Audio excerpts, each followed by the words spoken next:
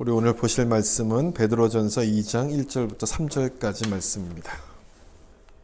화면에 나옵니다. 1절부터 3절까지입니다. 우리 한 목소리로 같이 읽도록 하겠습니다. 시작. 그러므로 모든 악독과 모든 기만과 외식과 시기와 모든 비방하는 말을 버리고 갓난 아이들같이 순전하고 신령한 젖을 사모하라. 이는 그로 말미암아 너희로 구원에 이르도록 자라게 하려 함이라. 너희가 주의 인자하심을 맛보았으면 그리하라. 아멘. 오늘은 거룩 시리즈 마지막 시간입니다. 예수를 사모하라는 제목으로 말씀을 나누려고 합니다. 온라인으로 예배를 드리시는 분들도 계실 텐데 그분들에게도 또 이곳에서 예배를 드리거나 온라인으로 예배 드리신 모든 분들에게도 하나님의 은혜가 함께 하시기를 예수님의 이름으로 축복합니다. 어디를 가든지 사람들이 모인 곳에는 두 종류로 나눠지는 것 같습니다. 열심히 하는 사람과 또 대충대충 하는 사람. 우등생이냐 열등생이냐 그런 구분이 아니고요. 열정적인 사람이냐 또는 그렇지 않은 사람이냐 이렇게 둘로 나눠진다는 말이죠.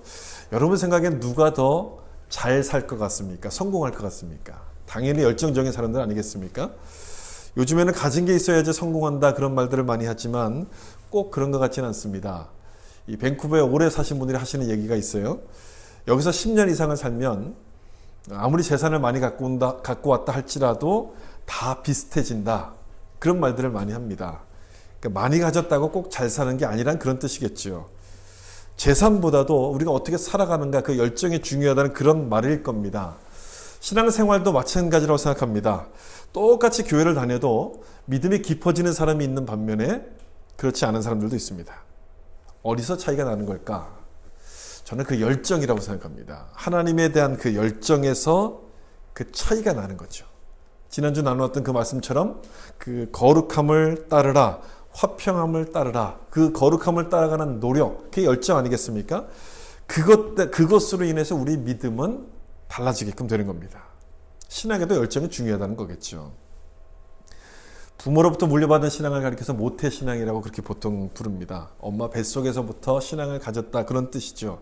근데 요즘은 이 말이 다른 뜻으로 많이 사용되고 있습니다. 여러분도 잘 아시겠죠. 이 모태신앙은 기도도 못해, 전도도 못해, 또 봉사도 못해 이런 의미로 이제 사용이 되어지고 있습니다. 정말 모태로부터 신앙을 가진 사람이라면 열심히 해야 될 텐데 그렇지 못하기 때문에 나온 그런 말이죠.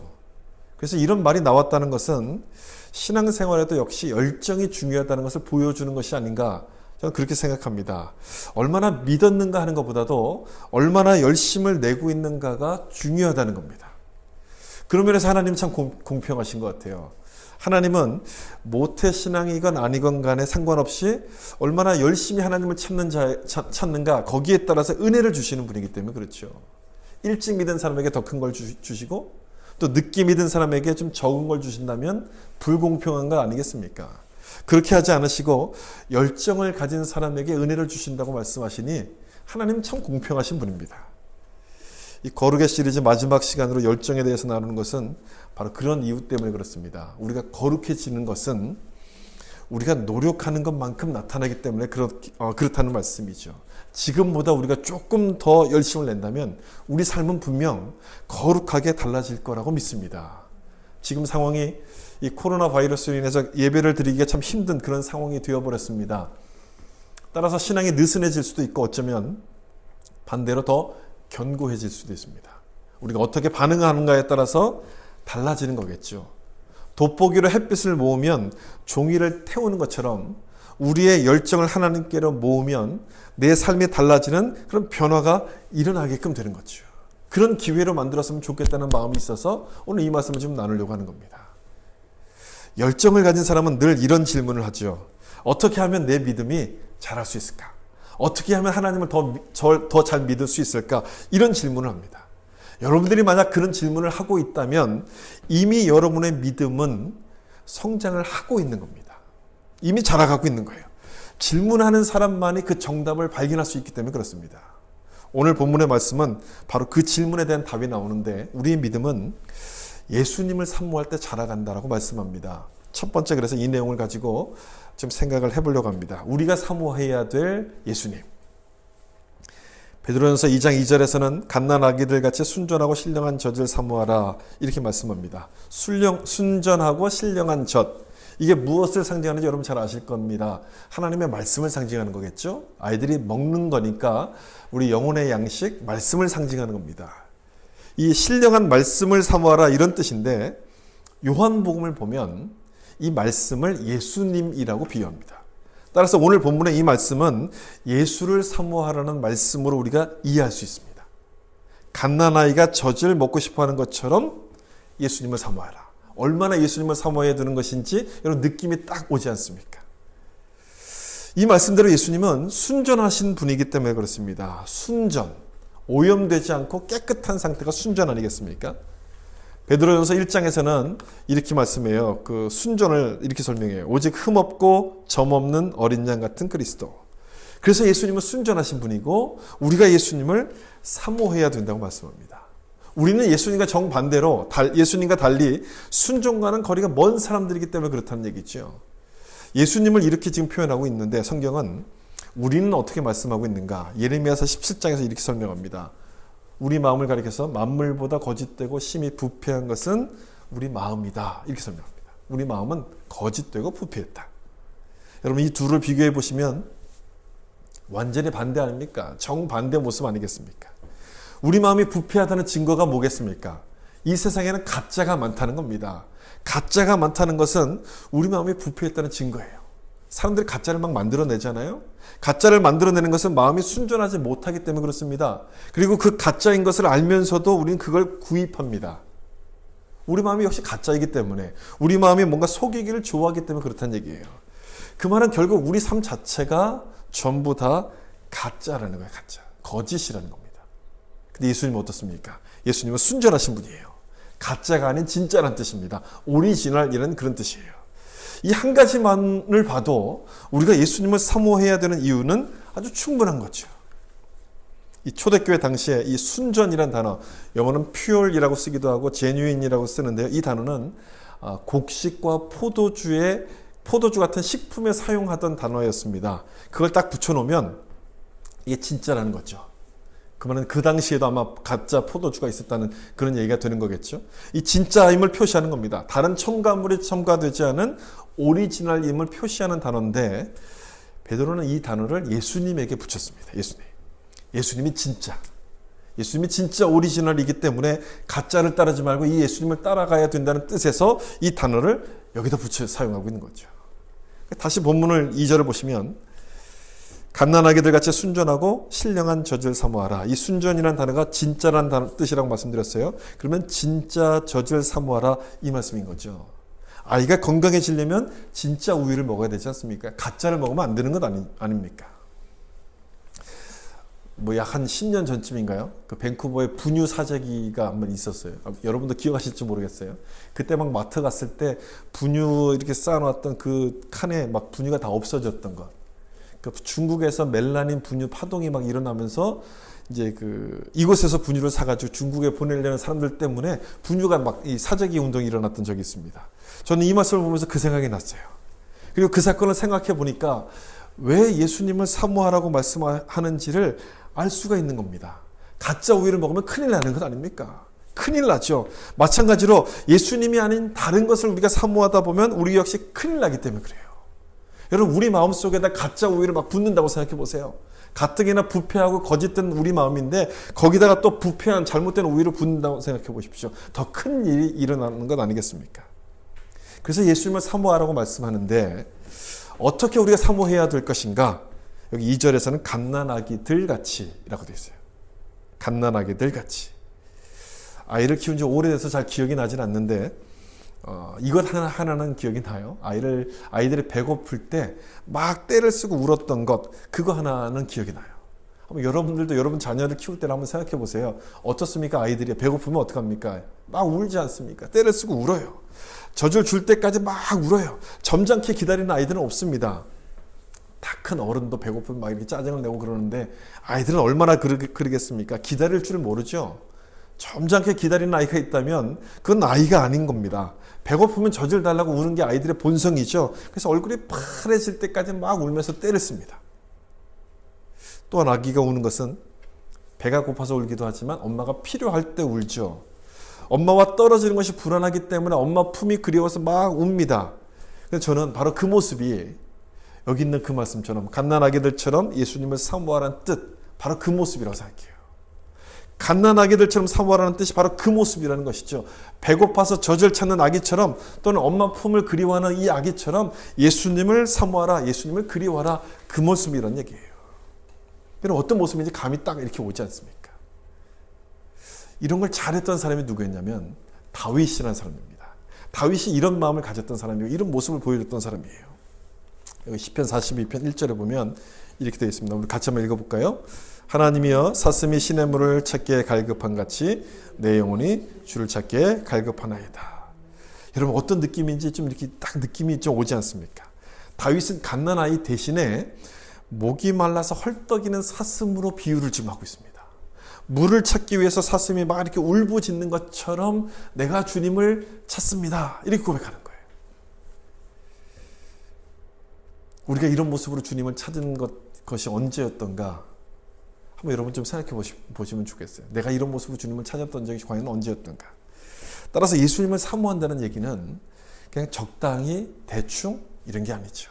그런 게 아니고 필사적으로 매달리는 걸 말합니다. 물을 찾기 위해서 울부짖는 이 사슴처럼 엄마 품에 매달리는 이 아이처럼 그런 간절한 마음을 가지고 예수님을 사모하라, 그걸 말씀하는 거예요. 마태복음 20장에 아주 좋은 예가 나오는데요. 그 마태복음 20장에는 예수님께서 길을 가다가 소경을 고치신 사건이 나옵니다. 근데 그 소경이 보여주는 모습이 바로 지금 우리가 생각해 보려는 이거 사모함에 대한 모습을 잘 보여줍니다. 마태복음 20장 30절에 보시면 맹인 두 사람이 길가에 앉았다가 예수께서 지나가신다 함을 듣고 소리질러 이르되 주여 우리를 불쌍히 여기소서 다윗의 자손이여 하니. 소경 둘이 길가에 앉았다가 예수님이 지나가신다는 말을 들었습니다. 그리고 그 말을 듣고서 뭘 했느냐? 소리를 질렀습니다.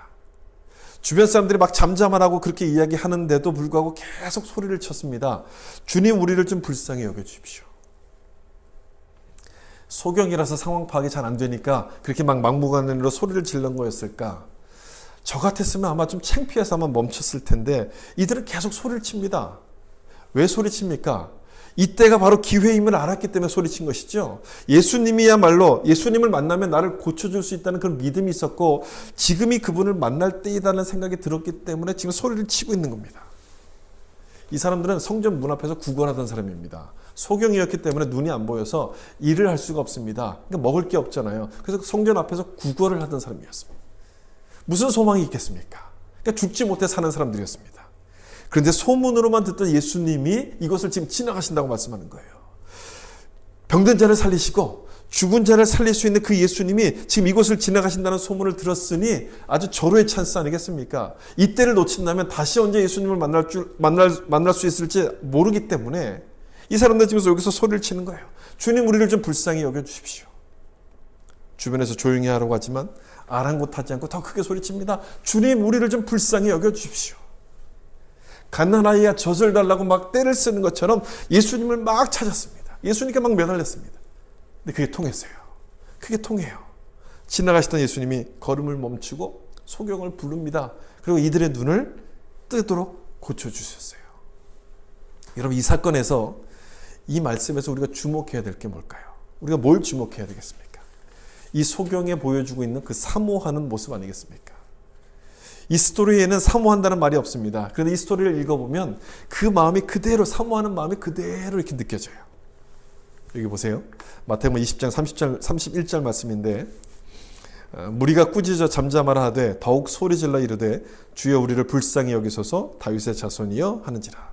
여러분 여기서 사모하고 있다는 그 모습을 나타내는 표현 뭘까요?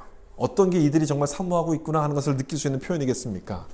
더욱 소리질러 아니겠습니까? 더욱 소리질러. 이런 경우면 대부분의 사람들이 다 그만둡니다. 뭐 내가 그렇게 할 필요 뭐 있냐? 그냥 그만두자. 안 되겠구나. 남들이 막 뭐라고 하면요. 주눅이 들어서 사람 마음이 주눅 들어서 그만두기 마련인데 이들은 더 크게 소리 지르는 거예요. 더 크게. 여러분 이 모습이 사모하는 모습 아니겠습니까? 예수님이 아니면 안 된다는 그 마음을 가지고 그래서 예수님을 만나야 된다는 그런 간절함 바로 그것이 사모하는 모습, 그 모습 아니겠습니까? 그런 간절함으로 예수님을 불렀을 때 예수님을 만나게 되는 거예요. 예수님을 사모한다는 것은 바로 이런 마음을 갖는 거예요. 이런 마음. 만나면 좋고 못 만나면 못 만나도 괜찮아. 다음에 하면 되겠지. 여러분 그건 사모하는 마음이 아니에요. 그런 마음이 아니라 꼭 만나야 되는 것이고 이분이 아니면 나는 안 된다. 난 끝이다. 그런 심정을 갖고 매달리는 것 그것이 바로 예수님을 사모하는 마음이에요. 여러분 안에 이런 사모함이 있는지를 좀 생각해 보셨으면 좋겠습니다. 내 안에 이런 사모함이 있는가? 전에는 있었는데 지금은 그런 사모함이 없습니까? 예수님을 사모했던 적이 언제였습니까? 주님을 찾았던 것이 언제였습니까? 우리 안에 다시 한번 이렇게 예수님을 사모하는 그 마음이 회복되는 은혜가 있기를 예수님의 이름으로 축복합니다. 믿음이 자라가는 비결은 바로 이렇게 적극적으로 예수님께 매달리는 거예요. 적극적으로. 목사님 저는 내성적이라서 안 되는데요. 내성적이라 안 된다. 내성적인 분들은 외향적인 분보다 어려울 수 있습니다. 저도 이해합니다. 저도 내성적이기 때문에 여러분들의 그 마음을 이해할 수 있습니다. 그런데 아무리 내성적이라 할지라도 적극적일 때가 있어요. 내가 좋아하는 일에 대해서는 적극적입니다. 내가 좋아하는 것에만큼 아주 적극적으로 막 나서요. 여러분이 좋아하는 게 뭡니까? 제가 좋아하는 걸 잘 모르겠지만 예를 들어서 아주 비싼 명품 가방을 지금부터 1시간 동안만 50% 세일합니다. 라고 한다면 아마 다 뛰어가서 줄 쓸 거예요. 적극적이고 외향적인 상관없이 아무리 내성적이라도 막 뛰어가서 줄을 서지 않겠습니까? 그런데 예수님을 찾는 일에 대해서는 저는 내성적이라서 안 되는데요. 예수님에 대해서는 내가 내성적이라고 한다면 예수님보다도 명품 가방을 훨씬 더 좋아하는 것 아니겠습니까? 다시 오늘 본문 2절을 보세요. 갓난아기들 같이 순전하고 신령한 젖을 사모하라. 갓난아기들 같이. 아무리 내성적인 아이라도 배가 고프면 젖을 달라고 때를 씁니다. 이건 본능이죠, 본능. 성격과는 전혀 상관없는 부분이에요. 예수님을 사모하는 것도 마찬가지라는 얘기죠. 그것은 우리 영혼이 걸린 문제이기 때문에 성격을 따질 일이 아니라는 겁니다. 내 성격과는 상관없이 매달려야 된다는 거예요. 그리고 남들이 뭐라고 하든지 간에 그 눈치 볼 필요도 없다는 거예요. 갑자기 열심을 내면 저 사람들이 나에 대해서 뭐라고 생각할까? 무슨 일이 있었지라고 생각할까? 그게 두려워서, 그게 싫어서 못하겠다는 분들도 계신데 갓난아이처럼 여러분 사모하라는 말은 그런 것들을 따지지 말고 그런 것들을 신경 쓰지 말고 그냥 하라는 말씀입니다. 그냥 하라. 갓난아이는 계산할 줄 모르지 않습니까? 갓난아이는 체면을 따지지 않습니다. 남의 눈치를 보지 않습니다. 그냥 매달립니다. 그게 필요하기 때문에 그게 중요하기 때문에 그냥 매달리는 것이죠. 우리에게도 이런 사모함이 있기를 소망합니다. 예수님을 간절히 불렀던 소경처럼 예수님을 사모하셔서 우리 삶이 거룩해지는 은혜가 임하길 예수님의 이름으로 축복합니다. 두 번째 생각할 것은 사모함을 방해하는 요소들입니다. 여기 2장 1절의 말씀 보면 5가지가 나오죠. 그러므로 모든 악독과 모든 기만과 외식과 시기와 모든 비방하는 말을 버리고, 이 5가지는 사모함을 방해하는 요소들입니다. 이런 것들이 없어지면 얼마나 좋겠어요? 없어지면 참 좋을 것 같은데 없어지지 않고 계속 우리 속에서 이렇게 생겨납니다. 참 신기하죠. 좋은 거는 배워도 잘 안 되는데 이렇게 안 좋은 거는 없어지라고 생각해도 없어지지가 않아요. 계속 이게 저절로 막 이렇게 돼요. 따라서 베드로 사도는 지금 뭐라고 이야기하냐면 이 모든 것들을 버리라 라고 이야기합니다. 버리라. 필요 없다는 거예요. 필요 없다는 거. 우리의 믿음을 흔들어 놓는 것이고 특별히 예수님을 사모하는 것을 방해하는 것이기 때문에 이걸 버리라 이렇게 말씀합니다. 지금 우리가 생각하는 것은 우리 거룩에 대한 부분 아닙니까? 따라서 무엇이 우리를 방해하는가 보다도 이것들을 어떻게 다뤄가야 하는 어떻게 다뤄야 할지가 지금 우리가 지금 생각하고 있는 초점이기 때문에 여기서는 지금 이 버리라는 이 마지막에 나오는 이 단어를 좀 생각해 봤으면 좋겠어요. 이 버리라는 말 속에 담겨 있는 뜻은 의도적인 뜻이 담겨 있습니다. 버리려고 노력하라 이런 뜻입니다. 이 5가지, 여기서 설명드렸던 이 5가지는 우리 안에서 버리려고 해도 잘 안 버려지는 것들입니다. 계속해서 생겨나는 것이기 때문에 어떻게 해야 되느냐? 이걸 버리려고, 내가 의도적으로 버리려고 노력해야 된다. 바로 그걸 말씀하는 내용이에요. 그렇게 하지 않으면 예수님을 사모할 수가 없기 때문에 그렇다는 겁니다. 이걸 자꾸 버리려고 노력해야 된다는 거예요. 베드로가 지금 이렇게 편지를 쓰고 있다는 얘기는 여러분 그런 얘기 아니겠어요? 버리지 못한 사람들이 많다는 것 아니겠습니까? 그래서 이렇게 지금 편지를 쓰고 있는 거겠죠. 예수를 믿고 이제 예수님의 사람으로 그리스도인으로 삶을 시작했지만 여전히 버리지 못했던 그 마음속에 남아있는 요소들, 내 마음속에 그대로 남아있는 것들이 있었기 때문에 하나님이 원하시는 거룩의 삶을 살지를 못했던 겁니다. 그런 사람들이 많았던 거죠. 그래서 버리는 노력을 하라. 버리려고 노력하라. 이렇게 지금 말씀하고 있는 거예요. 또한 이 버리라는 뜻 속에는 이런 태도를 제거하라는 뜻이 담겨 있습니다. 제거하라. 영어 성경 제가 여기 기록해 놨는데 넷 바이블이라는 영어 버전에 보면요. Get rid of the evil 이라고 되어 있어요. All evils라고 되어 있어요. Get rid of, 제거하라는 것 아닙니까? 제거하라. 이 제거하라는 말을 사용하고 있는 걸 여러분 좀 잘 보시면 좋겠어요. 웬만해서는 안 없어진다는 얘기예요. 제거하라는 표현을 쓴 것은요, 없어지더라도 이걸 떨어뜨려 내더라도 흔적이 남아있기 때문에 이걸 제거하라 이렇게 말씀하고 있는 것 아니겠습니까? 저는 이런 광고를 한번 본 적이 있습니다. 한번 붙이면 절대 안 떨어지는 초강력 접착제. 뭐 그런 광고 보신 적 있을 거예요. 문고리가 떨어져가지고 이걸 문고리를 붙이려고 그 접착제를 사가지고 붙였어요. 잘 붙었습니다. 근데 삐뚤게 붙인 거예요. 이걸 다시 붙여야 되는데, 이걸 떼어내고 다시 붙여야 되는데 그 접착제가 한 번 붙으면 절대 안 떨어지는 접착제였던 거예요. 이 떼느라 무지무지 고생을 했고 떼고 나서도 그 자국이 남아가지고 이걸 지우느라고 애를 먹었던 기억이 있어요. 1절에서 말하는 이 5가지가 바로 그것처럼 절대로 안 떨어지는 아주 강력한 것들입니다. 이걸 떼어낸다 할지라도 흔적이 남아가지고 계속해서 우리를 괴롭히는 그런 것들이에요. 기도를 우리가 열심히 하지만 여러분 나보다 잘하는 사람을 보면 어떻습니까? 나보다 뭔가 일을 잘하고 비즈니스를 잘하고 뭔가 잘 성공하는 사람을 보면 시기심이 생기지 않습니까? 시기심이 생겨서 그 사람들을 비방하는 말을 막 하기 시작합니다. 그리고 나를 더 자랑하기 위해서 내 모습을 막 부풀립니다. 그게 외식 아니겠습니까? 비방하는 말 아니겠습니까? 속이는 말들 아니겠습니까? 그럼 예수님을 사모할 수가 없게 돼요. 예수님을 사모할 수가 없어요. 그래서 뭘 해야 되느냐? 이걸 제거해야 된다고 말씀해요. 제거해야 된다. 아주 빡빡 문질러서 떼어내야 된다는 거예요. 또 다른 번역에 보면 cast off라고 되어 있어요. 멀리 던져버려라. 다시는 이것이 달라붙지 못하도록 이걸 끊어내라. 멀리 던져버려라. 이렇게 말씀하고 있어요. 이게 왜 중요한지는 요한복음 11장을 보면 우리가 알 수 있는데 요한복음 11장 말씀에는 나사로가 죽었다가 부활한 사건이 기록이 되어 있습니다. 이 나사로는 예수님이 굉장히 아꼈던 사람 아니겠습니까? 예수님이 사랑했던 사람인데 어느 날 죽었다는 소문을 듣습니다. 그리고 예수님께서 며칠이 지나서 그 나사로에게 찾아가죠. 그 나사로의 무덤 앞에 딱 섭니다. 이미 죽은 지 사흘이 지났기 때문에 막 무덤에서는 냄새가 나는 상황이었습니다.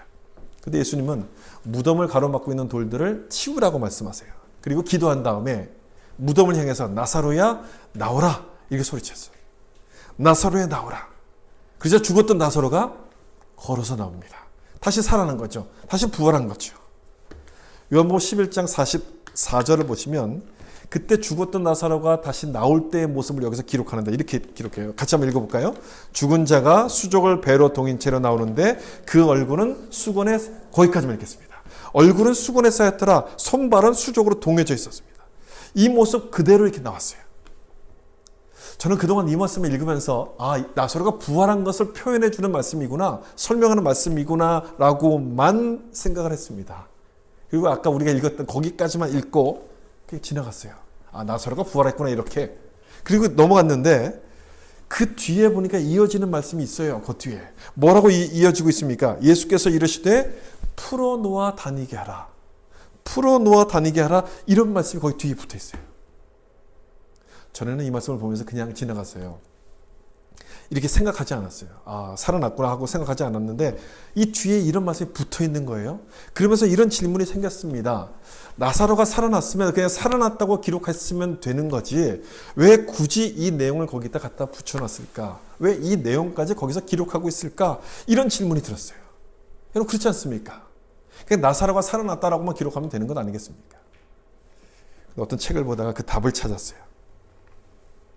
이 장면은 다시 살아났던 나사로가 해야 될 일이 있다는 것을 보여주는 장면이라는 겁니다. 다시 부활한 나사로가 해야 될 일이 있다는 것을 보여주는 말씀이라는 거예요. 그게 도대체 뭘까? 여러분 그게 뭐겠습니까? 지금 묶고 있는 붕대를 풀어버리는 거예요.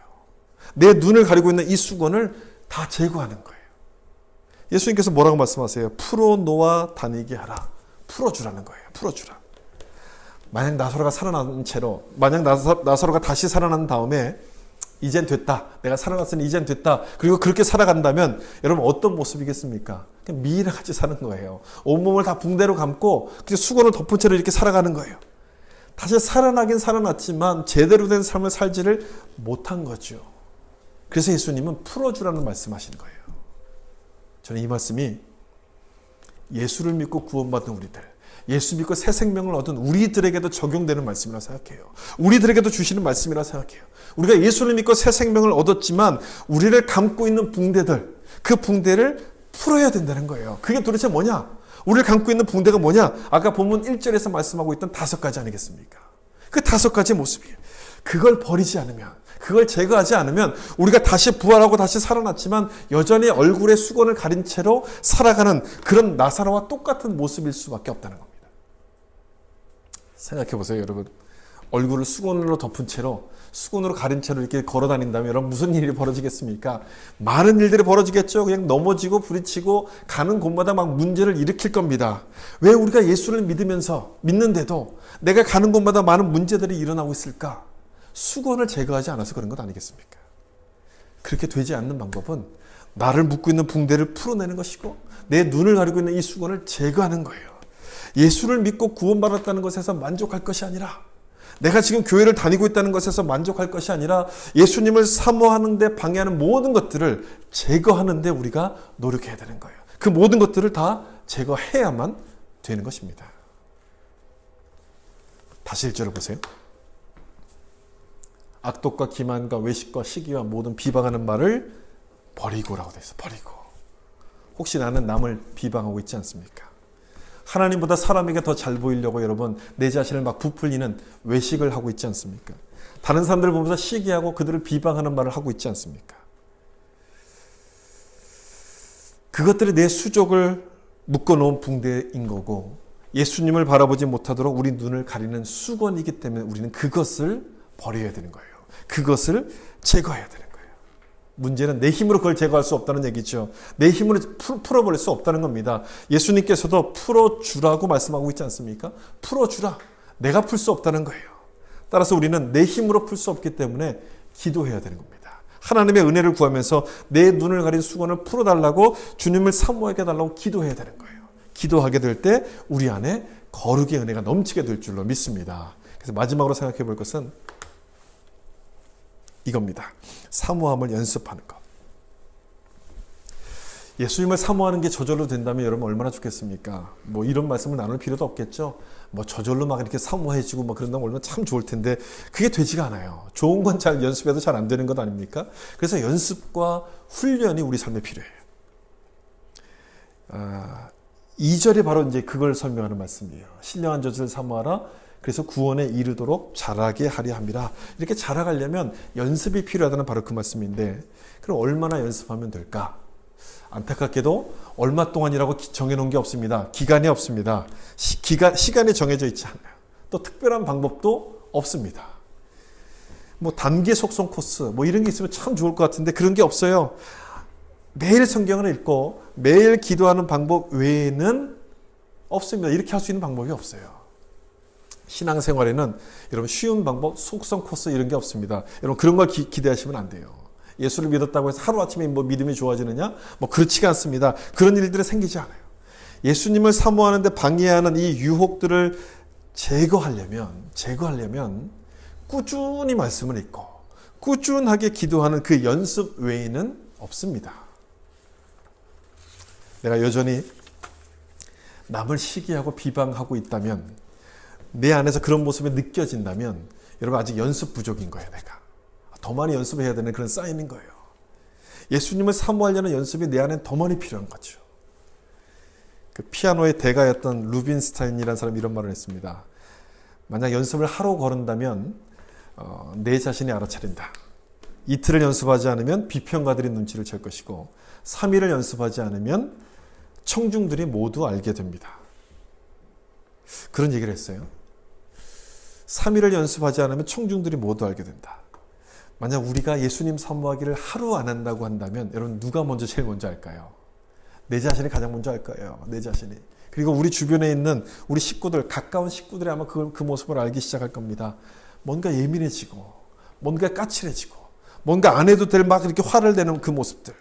그래서 여러분, 말씀과 기도를 가지고 훈련을 하지 않으면 자꾸 내 본성이 앞서게 되는 겁니다. 그래서 이 훈련이 필요한 거예요. 시기와 비방의 말이 나오면서 남을 속이게 돼요. 연습하셔야 되는 거예요. 그래서 연습은 필요해요. 말씀 앞에 딱 서서 내가 벗어야 될 수건이 뭔지, 내 손발을 묶고 있는 이 붕대가 무엇인지를 확인하고 살피셔야 됩니다. 그리고 그걸 발견했다면 그것을 제거해달라고 열심히 기도해야 돼요. 기도를 통해서 이것을 하나씩 한 커플씩 이걸 벗겨나가는 작업들을 하셔야 되는 거예요. 하다 보면 잘 안 되니까 포기할 때도 있어요. 해도 안 되는구나 포기할 때도 있고, 아니면 귀찮아서 그만둘 때도 있습니다. 그래서 여러분, 연습하시라고 말씀드리는 거예요. 그래서 훈련을 하시라고 말씀드리는 거예요. 혼자서는 안 되기 때문에 그렇게 할 수 있는 환경 속에 나를 넣으셔야 되는 거예요. 환경 속에. 기도하는 자리로 가셔야 되고, 말씀을 배우는 자리로 가셔야만 돼요. 내 혼자서는 안 되잖아요. 그래서 그 속에 집어넣어야 돼요. 나를요. 그런 노력들이 필요한 거예요. 누가 대신해 줄 수 있다면 얼마나 좋겠습니까?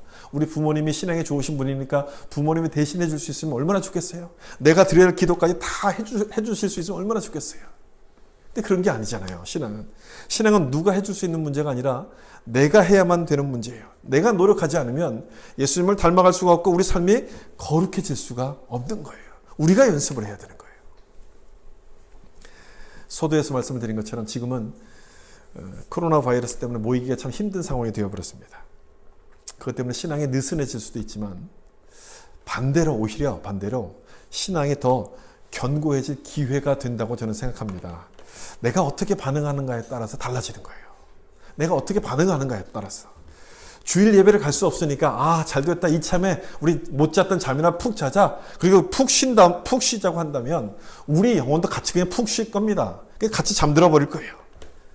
햇빛을 똑같이 받지만 돋보기로 그 햇빛을 모으는 사람은 종이를 태울 수 있는 힘이 생기지만 아무것도 안 하는 사람들은 그냥 없어져 버리는 겁니다. 아무 일도 일어나지 않습니다. 지금이 어려운 시기이지만 마음을 다해서 우리가 기도하고 우리 마음을 모은다면 그 사람에게는 믿음의 열정이 불타오르게 되는 그런 역사들이, 놀라움들이 일어나게끔 되는 것이죠. 여러분, 우리가 그렇게 해야 되지 않습니까? 우리 마음속에 그런 일들이 일어나야 되지 않겠습니까? 지금이 참 불안한 시기일 수 있지만, 지금이 참 여러 가지 염려가 되는 시기일 수 있지만, 한편으로는 얼마나 좋은 시간이겠습니까? 여러분, 불안한 것만 바라보지 마시고 좋은 점들을 좀 보셨으면 좋겠어요. 얼마나 좋은 시간이에요. 밖에 나가도 갈 데가 없습니다. 갈 곳이 없습니다. 시간을 보낼 곳이 없어요. 그러니까 기도와 말씀에 집중할 수 있는 얼마나 좋은 시간이 되는 겁니까? 지금이 기회인 거예요.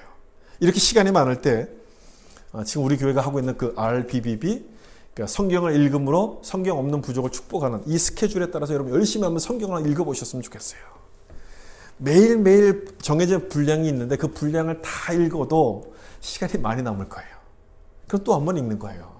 그래도 시간이 나면 또 읽는 거예요. 한 번 읽어서 잘 이해가 안 되니까 또 읽는 거예요. 여러 번 읽는 거예요.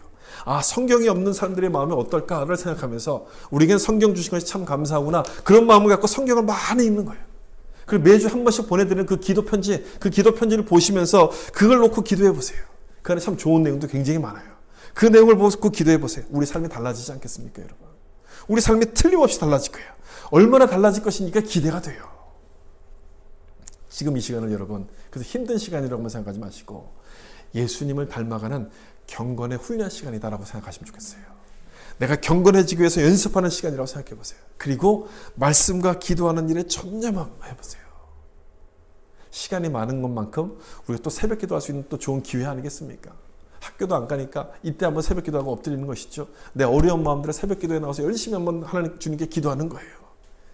그렇게 예수님을 사모하는 연습을 하다 보면 나를 묶고 있는 붕대, 내 눈을 가리고 있는 수건들이 하나씩 풀려나가게 될 거예요. 예수님을 닮아가는 그 거룩한 모습으로 우리의 모습들이 달라지게 될 줄로 믿습니다. 말씀을 마치겠습니다. 똑같이 교회를 다녀도 모든 사람의 믿음이 자라가고 거룩해지는 것은 아니죠. 어디서부터 그런 차이가 생기느냐? 예수님을 사모하는 열정입니다. 열정을 가진 사람의 믿음이 자라가게 되는 거예요. 나의 부족함을 깨닫고 예수님을 닮아가려고 노력할 때 내가 이대로 살면 안 되지, 내가 이렇게 하면 안 되지라는 것을 알고 예수님께 매달리고 은혜를 사모하게 될 때 달라지기 시작하는 겁니다. 여러분에게 이런 열정이 있습니까? 여러분 마음속에 이런 예수님을 닮아가려는 열정이 있습니까? 예수님을 사모하는 열정이 있습니까? 갓난아이가 젖을 사모하는 것처럼 예수님을 뜨겁게 사모하셔서 여러분의 삶이 거룩해지는 은혜가 있기를 예수님의 이름으로 축원합니다.